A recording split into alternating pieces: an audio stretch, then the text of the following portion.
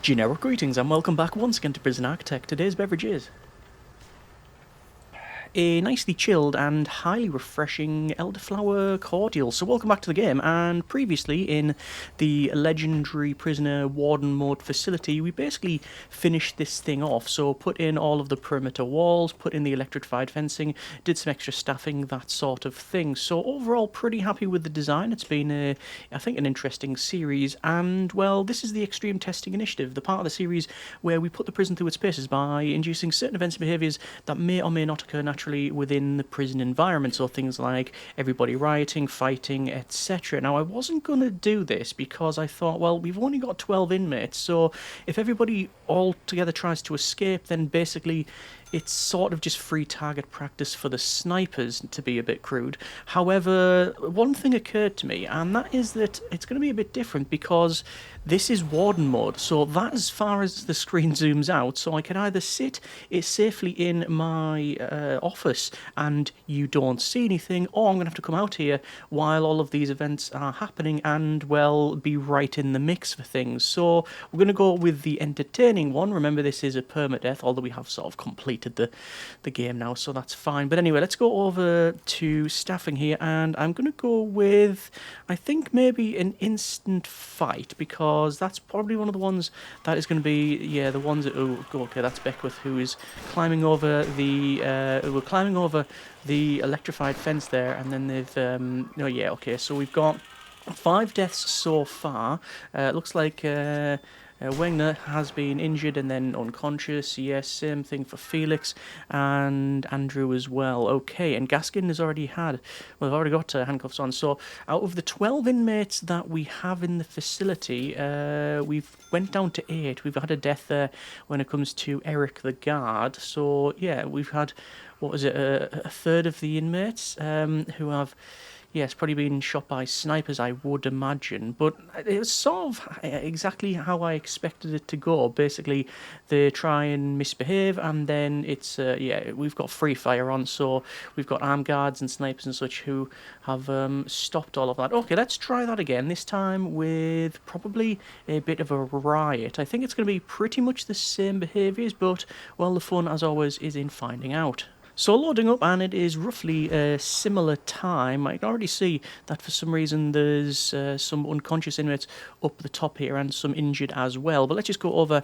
to staffing, and I'm going to go with a riot. So we can see all of the alerts here to indicate that basically the inmates are misbehaving. We've got Adam, who was knocked unconscious by a guard, the armed guard, I should say, by patrolling back and forward. We've got Aaron here, who has perished and also had a stun baton on them, which was interesting. And yeah, because we can see and fire through the glass wall, it appears that basically everything has been pretty much stopped immediately. Okay, I wouldn't have expected that to be stopped so quick, actually. I would have thought it'll have lasted a little bit longer, because obviously all these are legendary inmates, so they have things like extremely strong, extremely tough, which is the main sort of the main thing that I thought was going to make it last longer. But okay, fine, I guess. It's sort of good to know that basically if all the inmates decide to riot,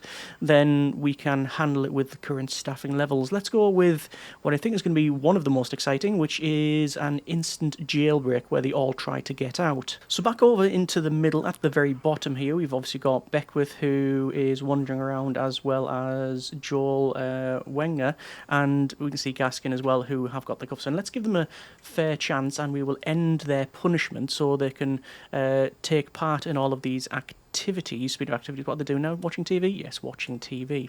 Okay, over to staffing, and then instant jailbreak, where they all try to get out, and that means they're going to try and get through this jail door. We can see there is damage on this. We can hear shotgun, shots happening, and then I can see the laser line there from the sniper. So Andrew's been knocked unconscious. Gaskin is probably going to have a similar experience. Nope, it's a little bit more serious than that. Another laser line that goes all the way from the very left to the second rightmost cell, and it took out Joel here. Okay, once again we have 5 deaths, so it is very consistent. That's another, yes, 4 inmates and 1 guard. I wonder if the guard that was taken out is the same one that was over here. The doggo, I don't know if that is actually counted for the readout, but yeah, okay.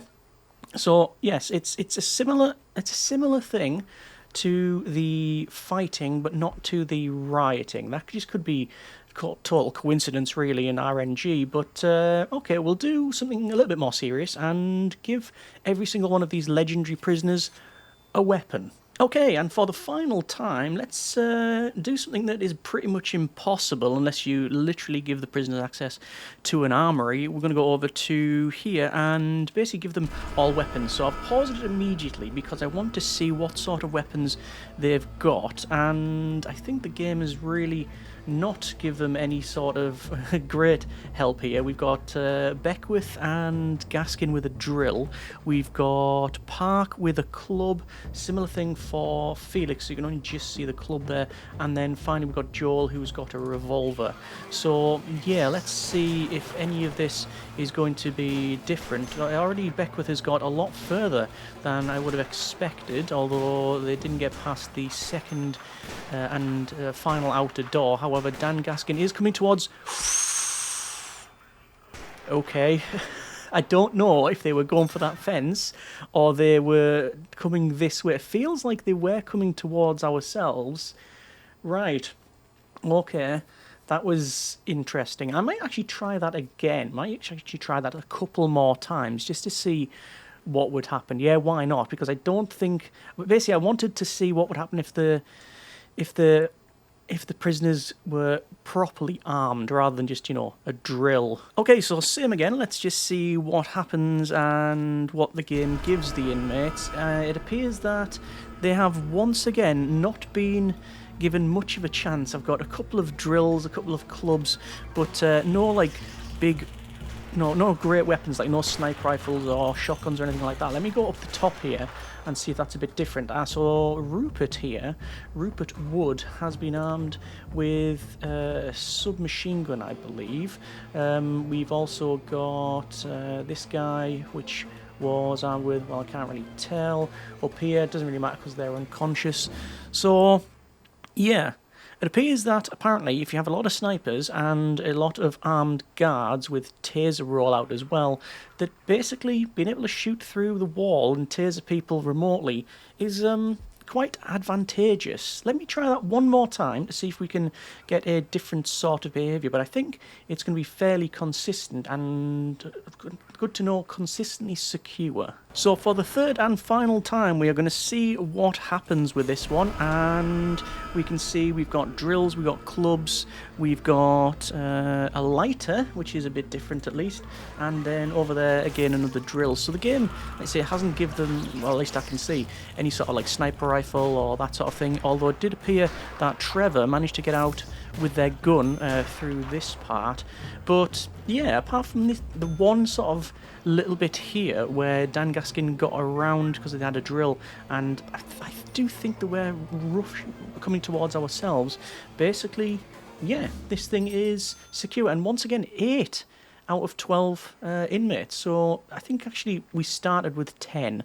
So I've been saying like we've lost like 4 and such, but that is, I guess, technically true because of, that's how many per day. But yeah, the facility has held up well. Now, obviously, there is the big sort of elephant in the room, as we can say, where we're not running really a prison. We're running basically a lumber business and a green energy export power business with a bit of a side hustle in the fact that also on site we have 12 inmates. But obviously the challenge was to keep them secure and keep ourselves safe, which I think we have successfully done. But that's been a bit of an extreme testing initiative to see what happens with the facility. Overall, not even that extreme.